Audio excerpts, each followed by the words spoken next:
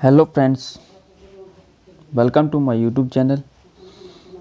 दोस्तों, आज की क्लास में मैं फिर से हाजिर हूँ सामान्य विज्ञान के कुछ महत्वपूर्ण प्रश्नों के साथ। दोस्तों, अगर आप किसी भी एग्ज़ाम की तैयारी कर रहे हैं तो वीडियो को लास्ट तक देखिएगा,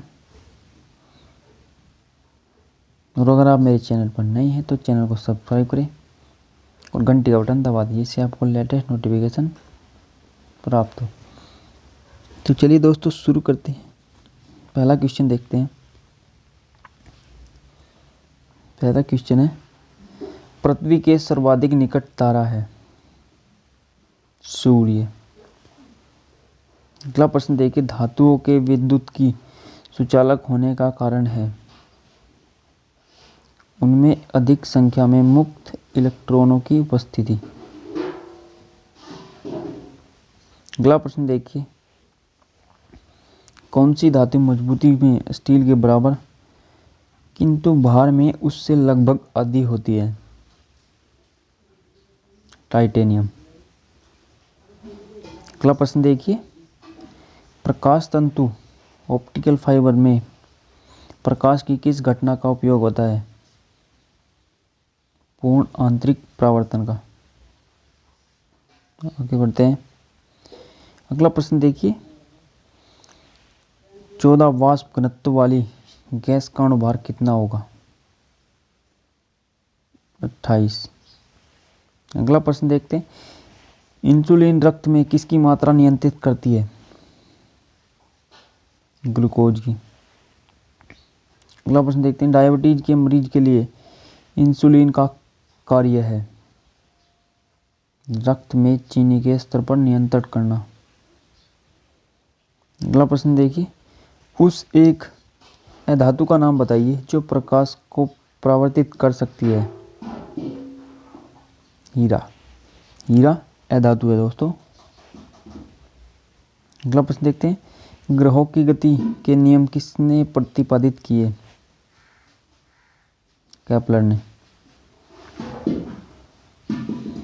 अगला प्रश्न देखते हैं, समान ताप पर हाइड्रोजन, ऑक्सीजन व नाइट्रोजन में ध्वनि की चाल किस में सर्वाधिक है? हाइड्रोजन में। अगला प्रश्न देखते हैं, पौधे दिन में निकलते हैं एवं रात में लेते हैं? ऑक्सीजन। चलिए अगला प्रश्न देखते हैं, किस रंग के प्रकाश की किरणों की उपस्थिति में प्रकाश संश्लेषण ध्रुवीय गति से होता है? लाल। अगला प्रश्न देखते हैं, जूल किस भौतिक राशि का मात्रक है? कार्य। अगला प्रश्न देखते हैं, टेस्ला किस भौतिक राशि का मात्रक है? चुंबकीय क्षेत्र का। अगला प्रश्न देखिए, अपमार्जक मिलाने से पानी के पृष्ठ तनाव पर क्या प्रभाव पड़ता है? घट जाता है। अगला प्रश्न देखिए, कितने इलेक्ट्रॉन मिलकर एक माइक्रो एम्पियर विद्युत धारा बनाते हैं? 6.25 गुना 10⁻12। अगला प्रश्न देखते हैं, प्राकृतिक रबड़ किसका बहुलक है? आइसोप्रीन का। अगला प्रश्न देखिए, बार किसका मात्रक है? वायुमंडलीय दाब का।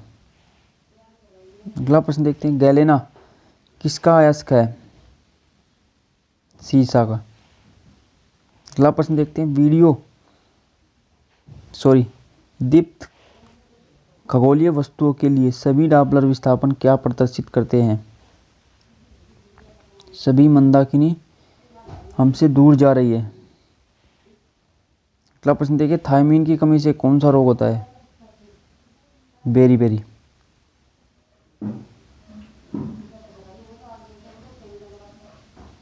अगला प्रश्न देखते हैं, शुष्क बैटरी सेल में किस प्रकार की ऊर्जा संग्रहित रहती है?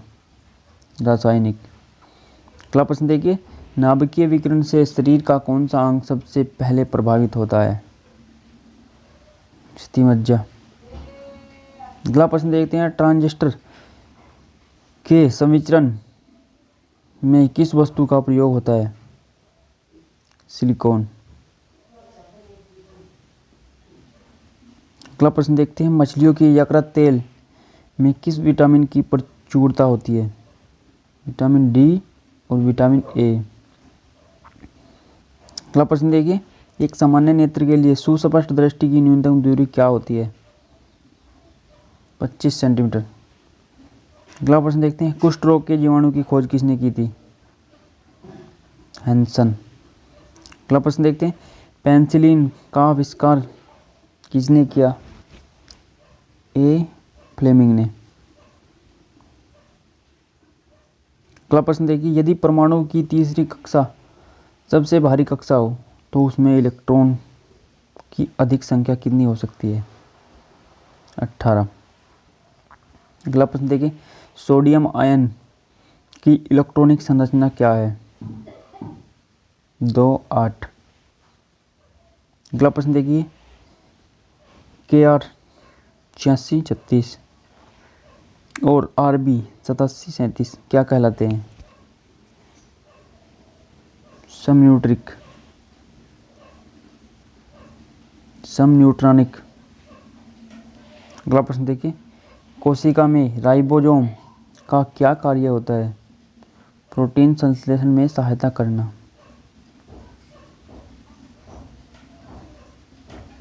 अगला प्रश्न देखिए, जीव विज्ञान की वह शाखा जिसके अंतर्गत जीवधारियों और उनके वातावरण के पारस्परिक संबंधों का अध्ययन किया जाता है क्या कहलाता है? पारिस्थितिकी। अगला प्रश्न देखिए, ओस्टियोमलेशिया नामक रोग शरीर का कौन सा तंत्र प्रभावित होता है? कंकाल तंत्र। अगला प्रश्न देखते हैं, किस रेडियो एक्टिव तत्व का नाम उसके खोजकर्ता के देश पोलैंड के नाम पर रखा गया? पोलोनियम का। अगला प्रश्न देखिए, नाभिक से निकलने वाले 3 विकिरण में किसकी वेदन अक्षमता सर्वाधिक होती है? गामा किरणों की।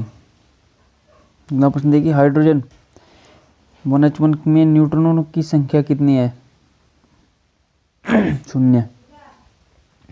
अगला प्रश्न देखिए, ताप नाभिकीय अभिक्रिया पदार्थ की किस अवस्था में होती है? प्लाज्मा अवस्था में। अगला प्रश्न देखिए, किन जीवाणुओं को साइनोबैक्टीरिया के नाम से जाना जाता है? नीले हरे शैवाल। अगला प्रश्न देखते हैं, धान का वैज्ञानिक नाम क्या है? ओराइजा सिटाइवा।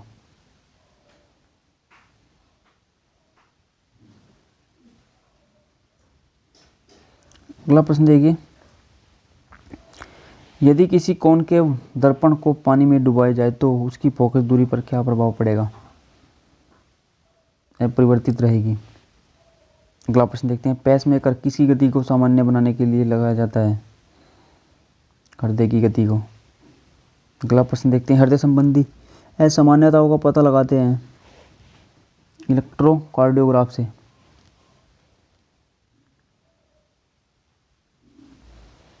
अगला प्रश्न देखते हैं, मेंडल के द्वारा प्रतिपादित सिद्धांत को क्या कहा जाता है? आनुवंशिकता का सिद्धांत। अगला प्रश्न देखते हैं, रेबीज नामक रोग में मनुष्य का कौन सा तंत्र प्रभावित होता है?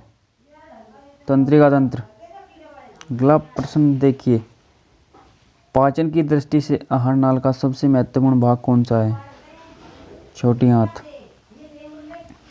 अगला प्रश्न देखिए, शरीर के किस भाग द्वारा ताप का नियंत्रण होता है? त्वचा के द्वारा। अगला प्रश्न देखिए, धनुष्टांकार नामक बीमारी से बचाव के लिए कौन सा इंजेक्शन लगाया जाता है? ETS anti toxin serum.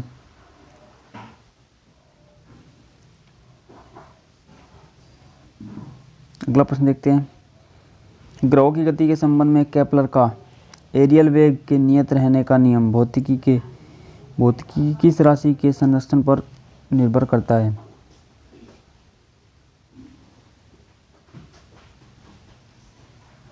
कोणीय संवेग के संरक्षण पर। अगला प्रश्न देख रहे हैं, कौन सा यौगिक ऑयल ऑफ विंटरग्रीन के नाम से जाना जाता है?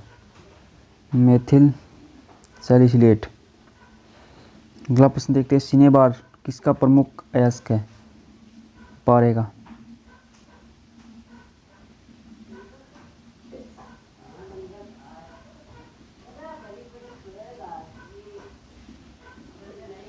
अगला प्रश्न देखिए, कीमोथेरेपी क्या होता है? रासायनिक पदार्थों के उपयोग से रोग की चिकित्सा। अगला प्रश्न देखिए, यदि दूरस्थ वस्तु से आने वाली किरणें रेटिना के आगे फोकसित हो जाती है तो दृष्टि में कौन सा दोष कहा जाता है? निकट दृष्टि, मायोपिया। अगला प्रश्न देखिए, होमो सेपियंस किस जीवधारी का वैज्ञानिक नाम है? मनुष्य का।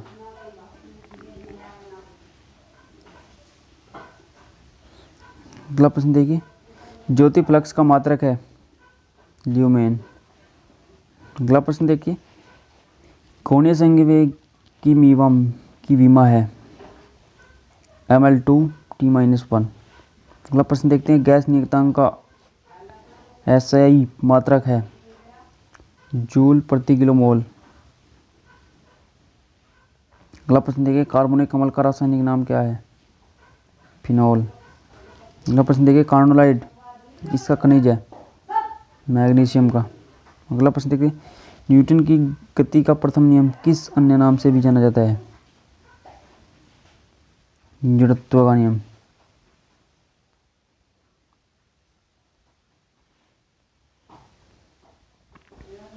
तो फ्रेंड्स, ये थे सामान्य विज्ञान के मोस्ट इम्पोर्टेंट क्वेश्चन कैसे लगे दोस्तों कमेंट जरूर करें। और अगर आप मेरे चैनल पर नए हैं तो चैनल को सब्सक्राइब करें और घंटी का बटन दबा दें, जिससे आपको लेटेस्ट नोटिफिकेशन सबसे पहले प्राप्त हो।